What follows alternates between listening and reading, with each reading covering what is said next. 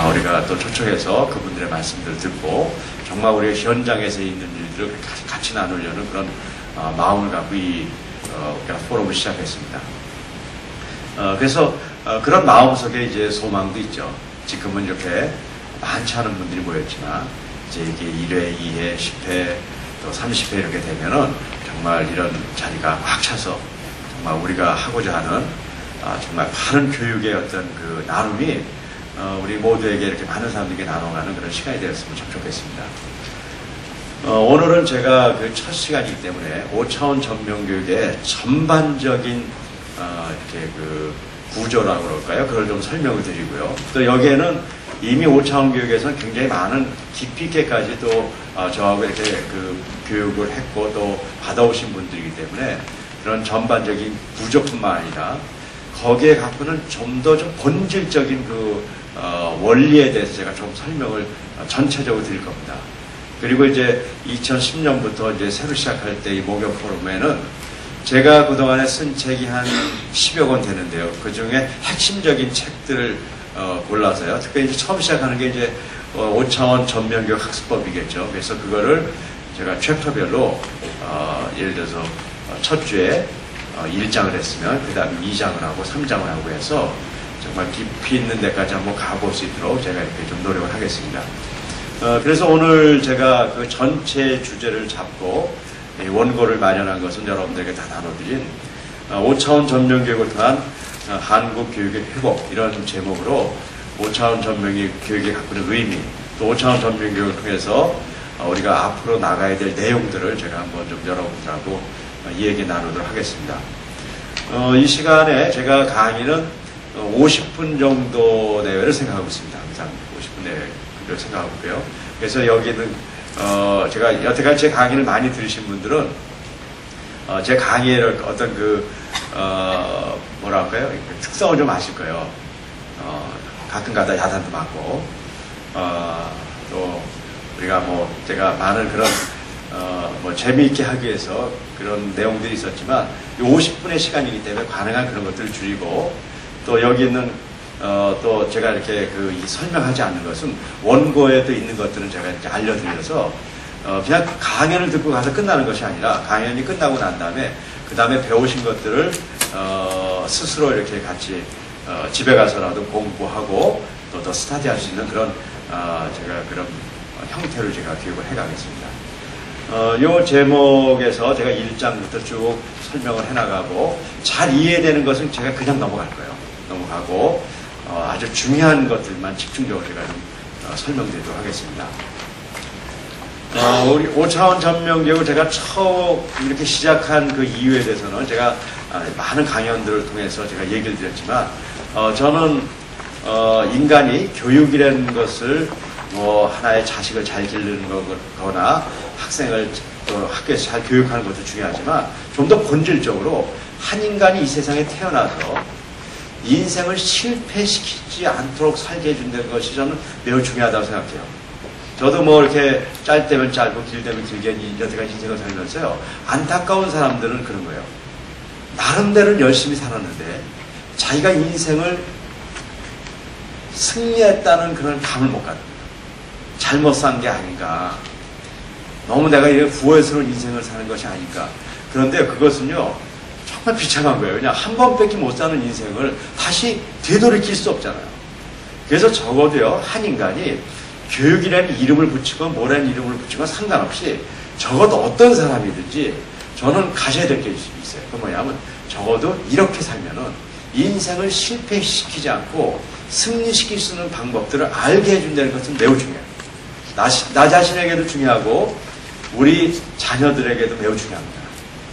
그래서 저는 그것을 교육이 해줘야 될 가장 중요한 목표라고 그럴까 그렇게 봤어요. 그래서 저는 교육을 통해서 한 인간이 인생에 실패하지 않고 승리하는 방법을 가르쳐 줄 것이 교육이다. 그러면 어떻게 하면 그렇게 되는가를 우리가 좀 살펴볼 필요가 있어요. 일반적으로 교육에서는 이렇게 얘기해요. 남들보다 뛰어난 능력을 가진 사람을 만들어야 된다고 생각해요. 그래서 성격도 높은 사람을 만들어야 되고 좋은 학교를 가야 되고 남들보다 뛰어난 경쟁력을 가진 사람을 길러줘야 된다고 생각하고 그렇게 교육해요. 그런데 그 결과를 보면요. 결과는 참 비참하게 나타나요. 저도 해봤거든요. 남들보다 뛰어나려는 노력이 한 인간을 인생을 승리하게 만들 수 없는 아주 근본적인 구조예요. 제가 어떤 사람하고 이렇게 이제 경쟁을 해서 이기기로 했습니다. 열심히 하면 이길 수 있어요.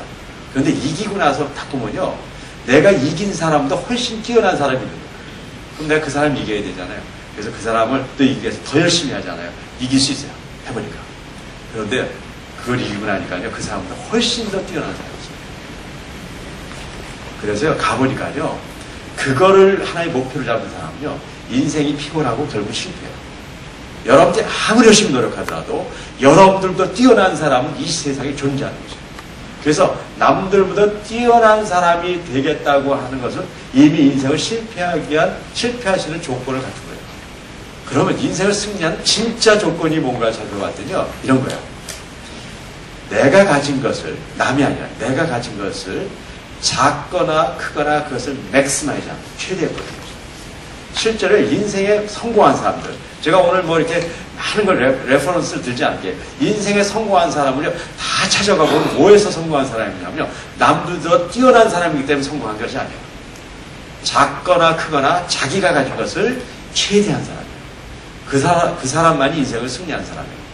그래서 한 인간의 정말 진정한 실력이라는 것은 남들보다 뛰어남이 아니라 내가 가진 것을 최대화시키는 거죠. 그런데요, 이것이요, 말로는 그럴듯한데요, 너무너무 어려운 과정입니다. 한 인간이 자신을 가진 것을 최대화시킨다. 그것이 쉽지 않아요. 그래서요, 실제로 이런 얘기들을 많이 하지만 거의 다 많이 실패해요. 그래서 교육에 실패하는 이유가 바로 그거예요. 왜냐하면 자기가 가진 걸 최대하려면요, 사람을 변화시켜야 돼요. 그런데 교육은 변화를 시켜야 되는데 실제로 교육의 현장에 가면은 변화가 잘 안 된다는 거예요. 저는 여러분들 여기 뭐 대체로 아시겠지만 저는 그냥 제 일생의 대부분은 그냥 과학자로 살아온 사람 아니에요. 그래서 저는 과학자는요, 굉장히 단순합니다. 물질을 연구하면요, 그 물질을 통해서 원리를 발견하고 인간에게 필요한 것들로 이렇게 바꿔가면 되는 거예요. 그런데 인간의 변화라는 것은 그거 달라요. 그래서 저는 과학자로서는 굉장히 단순한 삶을 살다가 제가 96년도에 중국에 있는 연변과학기술대학의 부총장으로 가면서 사실은 저는 그 대학에 가면서 가졌던 마음속에 깊은 희열이 있었어요. 이런 거예요. 내가 여태까지는 못 가졌던 경험을 하는 거구나. 교육의 현장은 사람을 바꾸는 것이고 내가 교육의 현장에 가서 사람을 바꾸는 경험을 하겠다고 생각을 했어요. 그런데 제가 대학에 가서 1년 만에 저는 실망했어요. 왜냐하면요, 교육을 열심히 해보니까요, 어떻게 일이 생기냐면요, 잘하는 애들은 잘 돼요. 하지만 못하는 애들은요, 우리가 열심히 하더라도 안 된다는 거예요. 우리 한국 교육도 마찬가지예요. 잘 아시는 대로요. 한국 교육도요, 지금 한국 교육의 문제를 많이 얘기하는데요, 저는 한국 교육의 문제를 뭘 보냐면 변화를 시키는데 약하답니다. 초등학교 때 공부 못하는 애들은 대체적으로 중학교 때 못합니다. 그리고 고등학교 때 못하고 대학교 가면 못해요. 그러다 보니까는 그냥 인생의 삶도 그렇게 살아요. 근데 초등학교 잘하는 애들은요, 특별한 일 없는 한 중학교 때 잘하고요, 고등학교 때 잘하고 대학교 잘하고 이렇게 잘해요. 그런데 그 얘기는 뭐냐면요, 이미 우리가 교육을 통해서 변화시키는 것이 아니라 이미 걔네들이 이렇게 결정되어 있다는 거예요. 그래서 결정되어 있어서 우리가 교육을 하면은 교육의 효과에서 잘 된다는 것처럼 느껴지지만 실제로 잘하는 애들은 잘하고 못하는 애들은 못하는 거예요. 우리가 이제 입시철이 되면요, 우리가 많은 이제 그 학생들이 이렇게 성공한 사례를 얘기한단 말이에요. 서울대학을 몇 명을 갖고 이렇게 얘기해요. 그건 굉장히 자랑스러운 거예요. 학교로 봤을 때는요, 서울대학 가기가 너무너무 어려워요. 어느 학교에서 서울대학을 5명이 갔습니다. 그럼 우리가 자랑할 수 있어요.